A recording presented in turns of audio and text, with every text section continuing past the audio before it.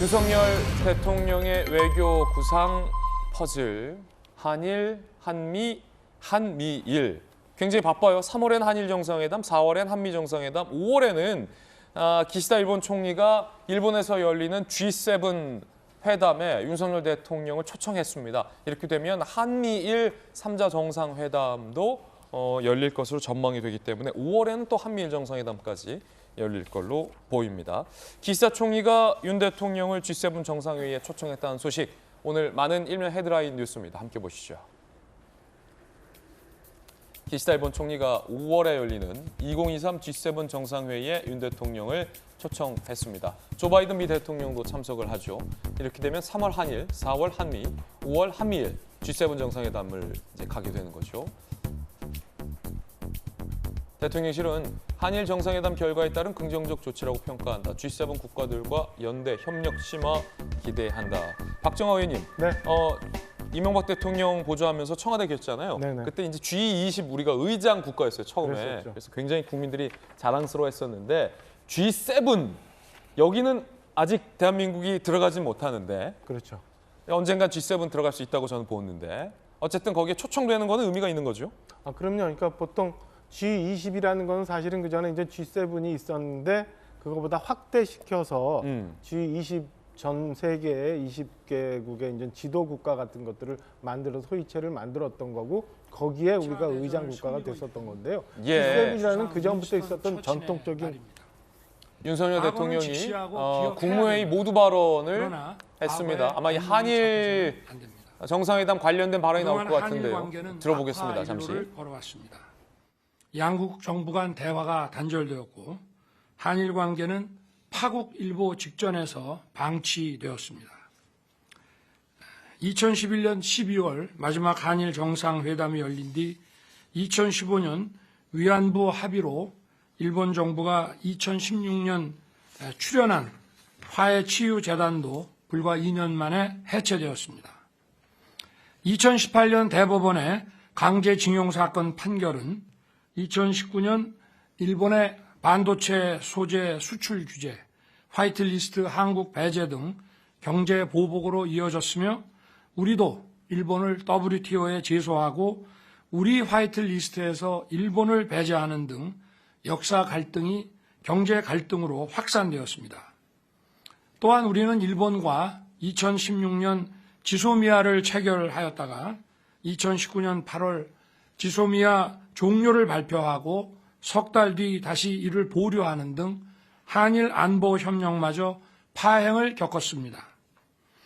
저는 작년 5월 대통령 취임 이후 존재마저 불투명해진 한일 관계의 정상화 방안을 고민해 왔습니다. 마치 출구가 없는 미로 속에 갇힌 기분이었습니다. 그렇지만 손을 놓고 마냥 지켜볼 수만은 없었습니다. 날로 치열해지는 미중 전략 경쟁, 글로벌 공급망 위기, 북핵 위협의 고도화 등 우리를 둘러싼 복합 위기 속에서 한일 협력의 필요성은 더욱 커졌기 때문입니다. 한일 양국은 역사적으로나 문화적으로나 가장 가깝게 교류해온 숙명의 이웃관계입니다. 독일과 프랑스도 양차 세계대전을 통해 수많은 인명을 희생시키면서 적으로 맞서다가 전후에 전격적으로 화해하고 이제는 유럽에서 가장 가깝게 협력하는 이웃이 됐습니다. 한일 관계도 이제 과거를 넘어서야 합니다. 친구 관계에서 서먹서먹한 일이 생기더라도 관계를 단절하지 않고 계속 만나 소통하고 얘기하면 오해가 풀리고 관계가 복원되듯이 한일 관계도 마찬가지입니다. 때로는 이견이 생기더라도 한일 양국은 자주 만나 소통하면서 문제를 해결하고 협력 방안을 찾아 나가야 합니다. 한일 관계는 한쪽이 더 얻으면 다른 쪽이 그만큼 더 잃는 제로섬의 관계가 아닙니다. 한일 관계는 함께 노력해서 함께 더 많이 얻는 윈윈 관계가 될 수 있고 또 반드시 그렇게 되어야 합니다. 하지만 전임 정부는 수렁에 빠진 한일 관계를 그대로 방치했습니다. 그 여파로 양국 국민과 제1동포들이 피해를 입고 양국의 경제와 안보는 깊은 반목에 빠지고 말았습니다. 저 역시 눈앞에 정치적 이익을 위한 편한 길을 선택해서 역대 최악의 한일 관계를 방치하는 대통령이 될 수도 있었습니다. 하지만 작금의 엄중한 국제 정세를 뒤로하고 저마저 적대적 민족주의와 반일 감정을 자극해 국내 정치에 활용하려 한다면 대통령으로서의 책무를 져버리는 것이라고 생각했습니다. 이번 방일에 대해 우선 한일 양국의 경제계가 적극 환영하면서 그간 위축된 양국 경제 교류가 재개될 것이라는 기대감을 가지기 시작했습니다. 제가 이번에 일본에 가서 만난 제1동포들도 그간 한일 관계 경색으로 겪어온 어려움과 고통을 일거에 털어버릴 기대감에 동포 사회가 축제 분위기라고 하였습니다. 저는 우리 정부가 이제 올바른 방향으로 나아가고 있다고 확신합니다. 양국 간 불행한 과거의 아픔을 딛고 일본과 새로운 지향점을 도출하고자 한 노력은 이번이 처음은 아닙니다. 1965년 박정희 대통령은 한일 간의 공동 이익과 공동 안전 그리고 공동 번영을 모색하는 새로운 시대에 접어들었다고 하면서 한일 국교 정상화를 추진했습니다. 당시 불욕적이고 매국적 외교라는 극렬한 반대 여론이 들끓었지만 박 대통령은 피해의식과 열등감에 사로잡혀 일본이라면 무조건 겁부터 집어먹는 것이 바로 굴욕적 자세라고 지적했습니다.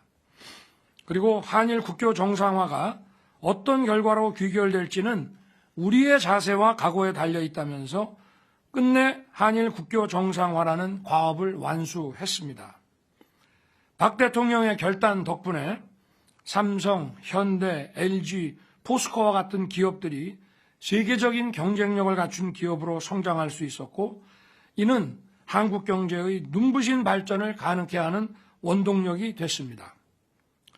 그 후 부침을 거듭하던 한일 관계의 새로운 지평을 연 것은 1998년 김대중 대통령이었습니다.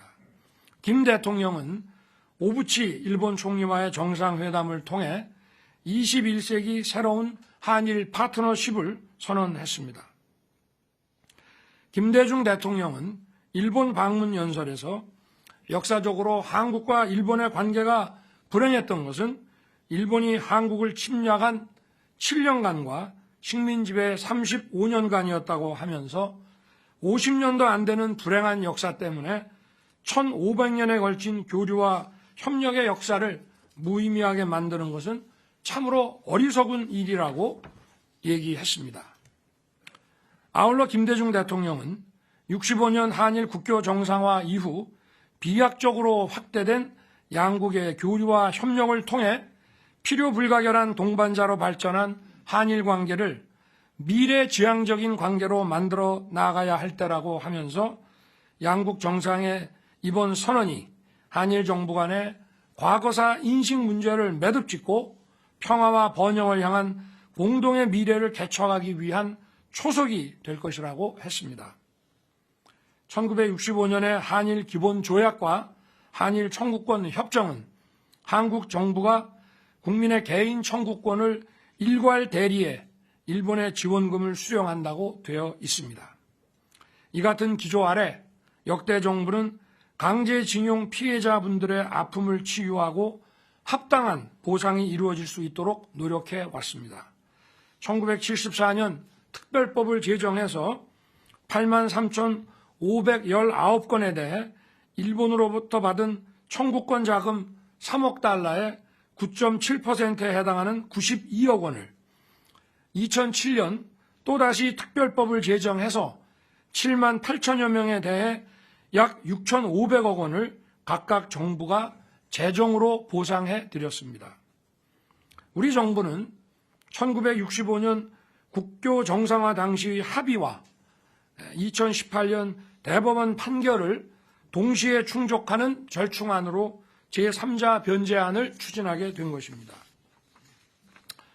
앞으로 정부는 강제징용 피해자분들과 유족의 아픔이 치유될 수 있도록 최선을 다할 것입니다. 우리 사회에는 배타적 민족주의와 반일을 외치면서 정치적 이득을 취하려는 세력이 엄연히 존재합니다. 일본은 이미 수십 차례에 걸쳐 우리에게 과거사 문제에 대해 반성과 사과를 표한 바 있습니다. 이 중 가장 대표적인 것이 일본이 한국 식민 지배를 따로 특정해서 통절한 반성과 마음으로부터의 사과 표명을 한 1998년 김대중 오부치 선언과 2010년 간 나오토 담화입니다. 이번 한일 회담에서 일본 정부는 김대중 오부치 선언을 비롯해 역사 인식에 대한 자신들의 역대 정부의 입장을 전체적으로 계승하겠다는 입장을 분명히 밝혔습니다. 중국 총리 저우언라이는 1972년 일본과 발표한 국교 정상화 베이징 공동성명에서 중일 양국 인민의 우호를 위해 일본에 대한 전쟁 배상 요구를 포기한다고 하였습니다. 중국인 30여만 명이 희생된 1937년 난징 대학살의 기억을 잊어서가 아닐 것입니다. 당시 저우언라이 총리는 전쟁 책임은 일부 군국주의 세력에게 있으므로 이들과 일반 국민을 구별해야 한다. 때문에 일반 일본 국민에게 부담을 지어서는 안 되며 더욱이 차세대에게 배상 책임의 고통을 부과하고 싶지 않다고 했습니다. 국민 여러분, 이제는 일본을 당당하고 자신 있게 대해야 합니다.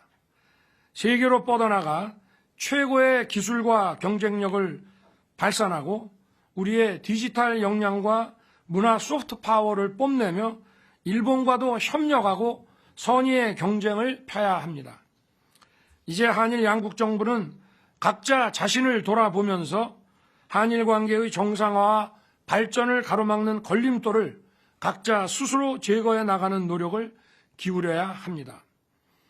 한국이 선제적으로 걸림돌을 제거해 나간다면 분명 일본도 호응해 올 것입니다. 저는 이번 1박 2일 방일 중 기시다 총리와 내각을 비롯해서 정계 조야 주요 인사들과 경제계 주요 기업인들을 다수 만났습니다. 모두 양국 관계 개선에 따라 안보, 경제, 문화 등 다양한 분야에서 협력의 시너지가 매우 클 것이라고 기대하고 있었습니다. 야당도 기시다 내각의 한일 관계 개선을 적극 지원하겠다고 약속했습니다. 개요 대학에서 만난 미래 세대인 학생들에게서도 한일 관계의 개선에 대한 기대에 부푼 모습을 보았습니다.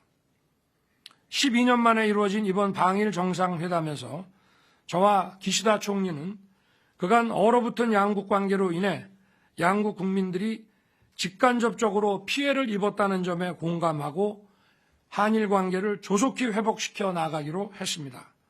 또한 한국과 일본은 자유, 인권, 법치의 보편적 가치를 공유하고 안보, 경제, 글로벌 어젠더에서 공동의 이익을 추구하는 가장 가까운 이웃이자 협력해야 할 파트너라는 것을 확인했습니다. 양국의 미래를 함께 준비하자는 국민적 공감대에 따라 안보, 경제, 문화 등 다양한 분야에서 협력을 증진시키기 위한 논의를 더욱 가속화할 것입니다. 이를 위해 외교, 경제 당국 간 전략 대화를 비롯해서 양국의 공동 이익을 논의하는 정부 간 협의체들을 조속히 복원할 것이며 NSC 차원의 한일 경제안보 대화도 곧 출범할 것입니다. 우리 대통령실과 일본 총리실 간의 경제안보 대화는 핵심 기술 협력과 공급망 등 주요 이슈에서 한일 양국의 공동 이익을 증진하고 협력을 강화하는 계기가 될 것입니다. 또한 한일 경제계가 함께 조성하기로 한 한일 미래 파트너십 기금은 양국 미래 세대의 상호 교류를 활성화하는 데 중요한 가교 역할을 할 것입니다. 이번에 일본은 반도체 관련 3개 소재 부품 수출 규제 조치를 해제하고 한국은 WTO 제소를 철회하기로 발표했습니다. 그리고 상호 화이트리스트의 신속한 원상 회복을 위해 긴밀한 대화를 이어나가기로 했습니다. 저는 선제적으로 우리 측의 일본에 대한 화이트리스트 복원을 위해 필요한 법적 절차에 착수하도록 오늘 산업부 장관에게 지시할 것입니다.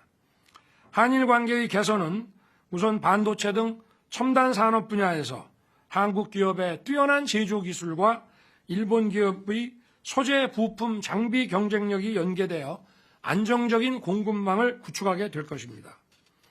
양국 기업 간 공급망 협력이 가시화되면 용인에 조성될 예정인 반도체 클러스터에 일본의 기술력 있는 반도체 소부장 업체들을 대거 유치함으로써 세계 최고의 반도체 첨단 혁신 기지를 이룰 수 있습니다.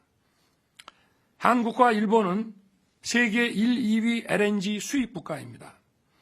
양국이 자원 무기화에 공동 대응한다면 에너지 안보와 가격 안정에 크게 기여할 것입니다.